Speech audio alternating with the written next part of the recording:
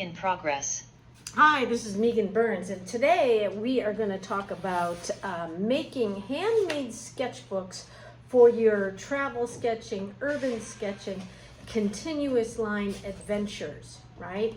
So when I am on location, when I go on workshops with my groups, the first thing we do after we say hello and have a little whatever, is we make our handmade sketchbooks that are with us, that we carry with us for the duration of the workshop, right? And it's a really great way. Like in my workshops, everyone brings a sketchbook, and we do exercises and we do warm-ups and we do quote unquote serious sketching, continuous line sketching, right?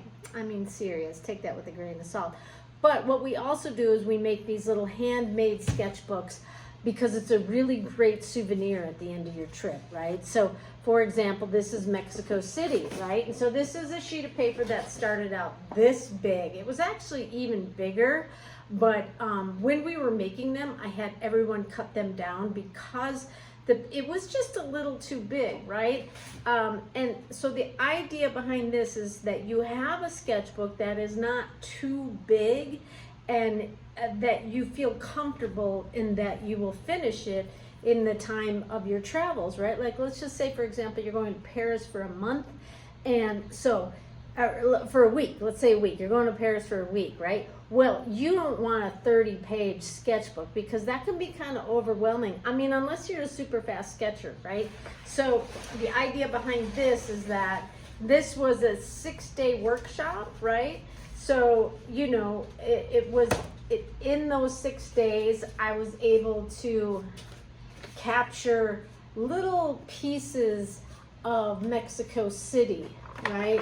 Here's my continuous line coffee cups around an Aztec warrior, right? Here's an ice cream guy, right? So it's little bits and pieces. This is the icons of Mexico City. There's the Condesa statue, my wine, the David in Roma Norte, the death guy in the Anthropology Museum. Oh, look, there's me. And then this is someone from the Diego Rivera Museum. So Ciudad de Mexico, right? So you can look through this page by page, but you also open it up and you go, oh my God, how cool is this, right? Like, how interesting is this? I've got, at one point there was like cops watching us because what we were sketching. Here's the churches, right? So it's a really cool way to document your travels, right? And it folds up nicely and it's beautiful like that, right? And then here is Guanajuato. This is like one of the first ones I made, and I was kind of going a little heavy on the saturated inks. I didn't quite have it's cool. Guanajuato is super colorful, super whimsical, so it totally works.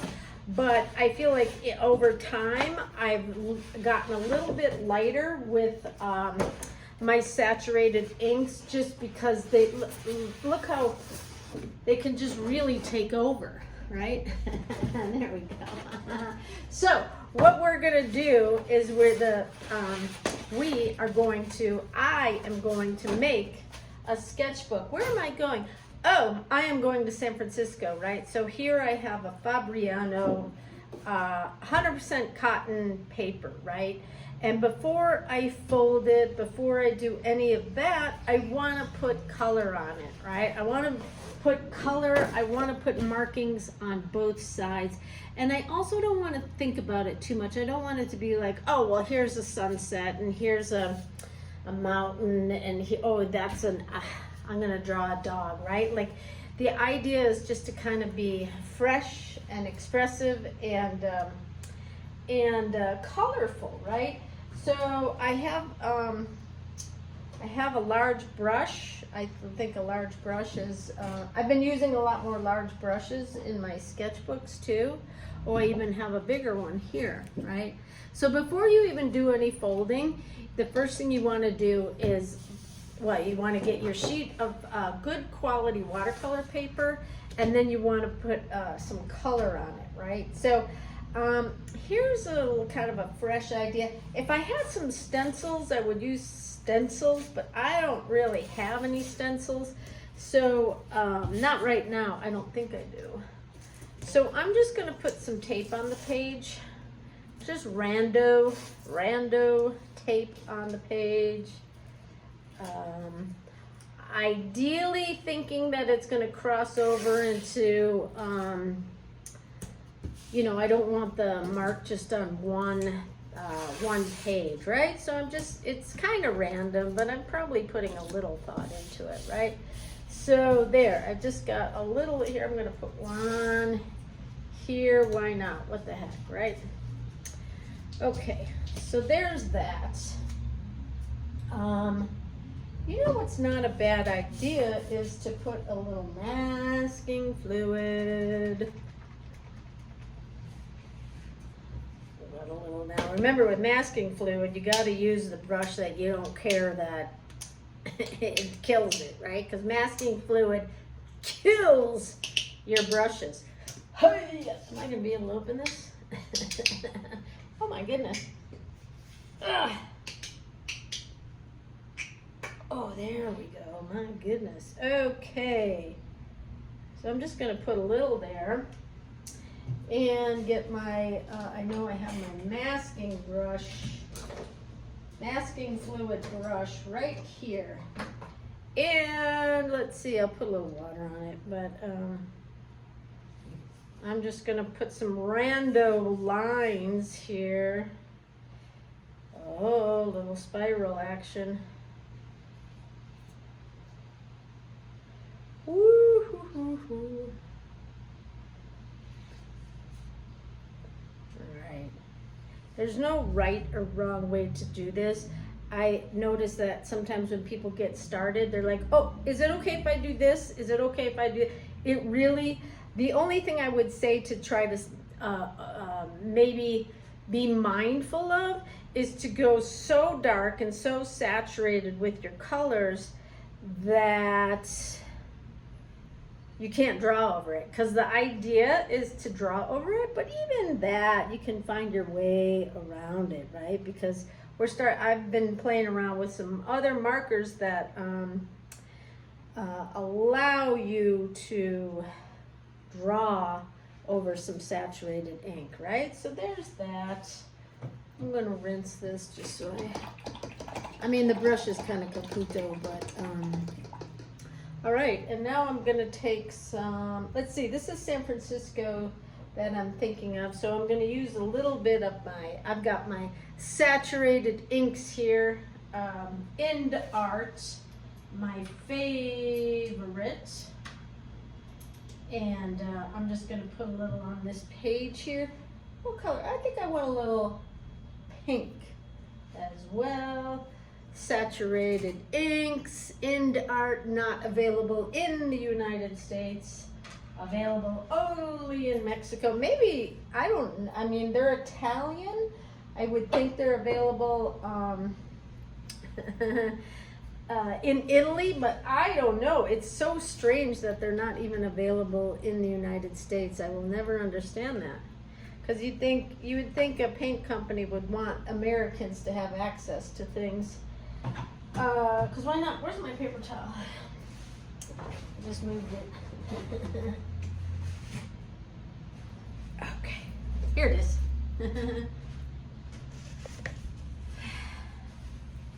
Big splotch of water, and that's okay. Okay, now I'm just gonna be a little rando about. Ooh.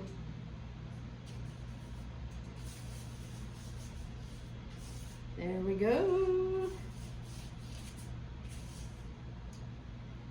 I'm gonna go right into my pinks.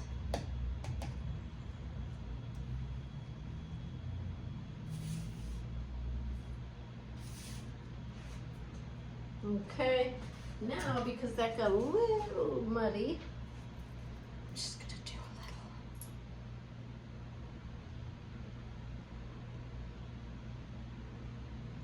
a little. Alrighty, And then, let's see, the last thing I want to do on here is I've got some acrylic metallic paint, and I'm going to dilute it a little bit.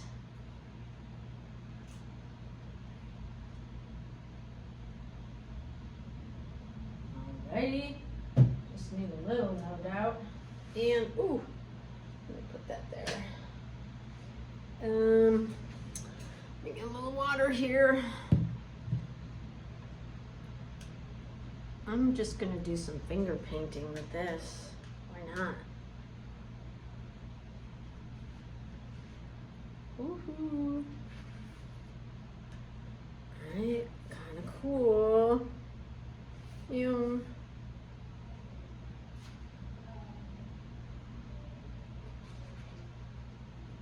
Alrighty. Oh, I'm thinking that green is color, it's actually tape, right? So I want to get some marks right through it, so that adds to, there we go. Now,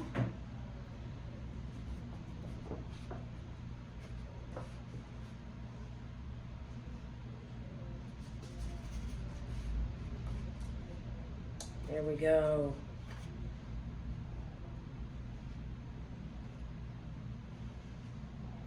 Now, the other thing I want to do is add just a little bit of yellow because I love the cherry yellow. I'll use a different brush for that.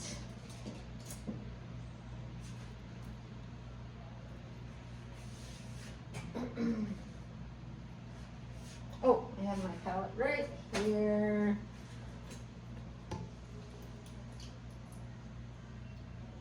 You can use water. I'm using saturated inks and acrylics, but you can use your watercolor. You don't have to use, I mean, really you can use anything. I've even got some gesso here because I want to make some texturing with that, right? And before I go to San Francisco, I am sitting down and interviewing my buddy, Val Roy, who honestly has some of the most incredible sketchbooks that she has made. And I'm going to just chat with her before I head on to San Francisco to just talk to her about her creative process because honestly, it's off the charts.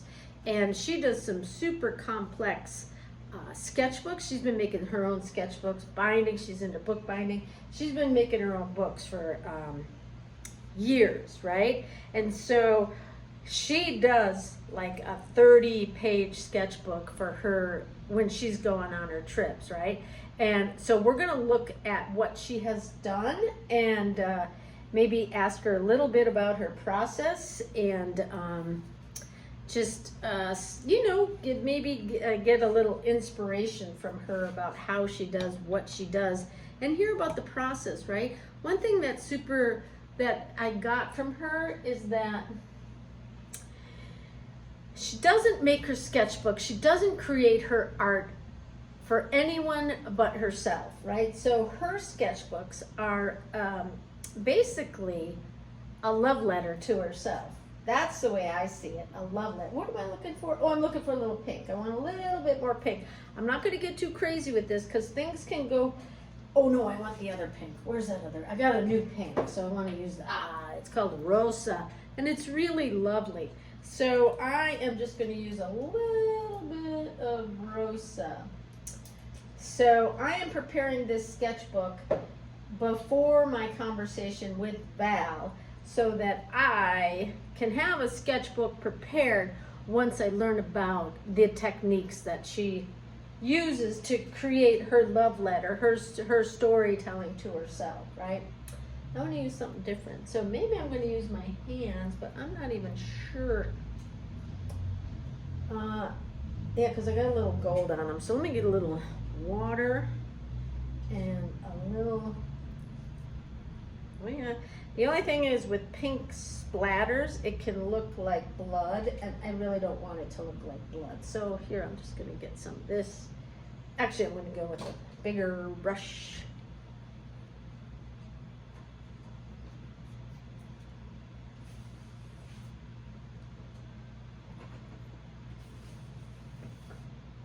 There we go. I like that. I like that.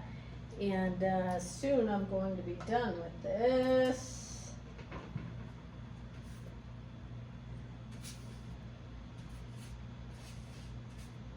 There we go. Yes, yes, yes. All right, so now what I'm gonna do is I'm gonna let this dry and then flip it over and do the other side. There we go. There we go. It looks like a hot mess, as it should. So I'll be back once this dries. Stay tuned.